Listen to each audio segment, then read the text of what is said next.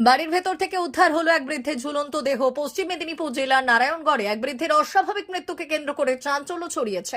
শুক্রবার সকালে নারায়ণগড় ব্লকের কুশবাসন গ্রাম পঞ্চায়েতের রেডিপুর এলাকায় নিজ গৃহ থেকে গোবর্ধন নাগ নামে এক ব্যক্তির ঝুলন্ত দেহ উদ্ধার হয়। পরিবার সূত্রে জানা গিয়েছে, এদিন ভোরে বাড়ির সদস্যরা তাকে ঝুলন্ত অবস্থায় দেখতে পান। খবর পেয়ে ঘটনাস্থলে পৌঁছয় নারায়ণগড় থানার পুলিশ। তারা দেহটি উদ্ধার করে ময়না তদন্তের জন্য খড়গপুর মহকুমা হাসপাতালে পাঠিয়েছে। মৃত্যুর সঠিক কারণ নিয়ে ধোঁয়াশা থাকায় একটি তদন্ত শুরু করেছে পুলিশ।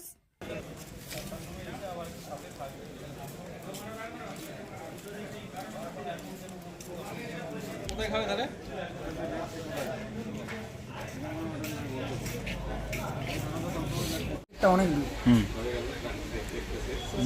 কোথায় কিভাবে মারা গেল? কুড়ি গাড়ি কিন্তু ফাঁসি নিয়েছে কবে নিয়েছে? আজকে ভোরে। কেন হঠাৎ নিল, কেন কিছু জানা গেছে?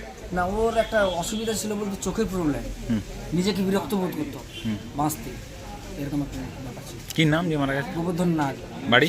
রেডিপুর 15 নম্বর কুশবাসন, রেডিপুর গ্রাম। কি নাম আপনার?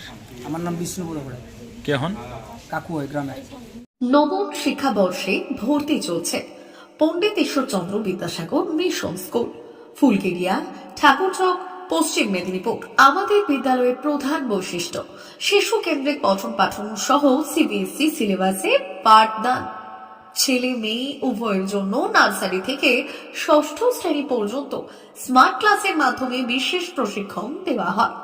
সিসিটিভি নজরদারি সহ পরিবেশ বান্ধব ক্যাম্পাস, পরিবহনের সুব্যবস্থা, ন্যূনতম ফি কাঠামোয় লাইব্রেরি ও ল্যাবরেটরির সুবিধে, সহপাঠ্যক্রম কার্যক্রম, আবৃত্তি, নাচ, গান, অঙ্কন, যথাযথ স্বাস্থ্যবিধি ও নিরাপদ পানীয় জলের ব্যবস্থা।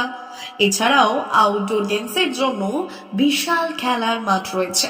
সুদক্ষ শিক্ষক দ্বারা শিক্ষা প্রদান। বিশদ জানতে ও ভর্তির জন্য যোগাযোগ করুন 9564251968 অথবা 7586030299। এছাড়াও 7001060338 অথবা 9434119496। रहता है वो अब हमको इसमें डिवाइस में दिखाते हैं, जिससे ये डिटेक्ट करता है एंड जो भी मॉडल रहता है वो लोड हो जाता है इसमें ना। उसके बाद ये एनिमेशन करेगा। इसको हम अपने हिसाब से एडजस्ट भी कर सकते हैं।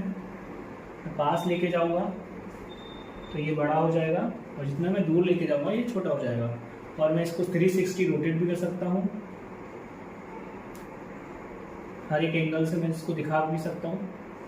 देखिए, देन इसके बाद हमको इसके डिटेल्स के बारे में जानना है तो मैं मैजिक कार्ड दिखाऊंगा। मैजिक कार्ड से मैं इसको कंट्रोल करता हूँ, इसको सेंटर में रखा, ये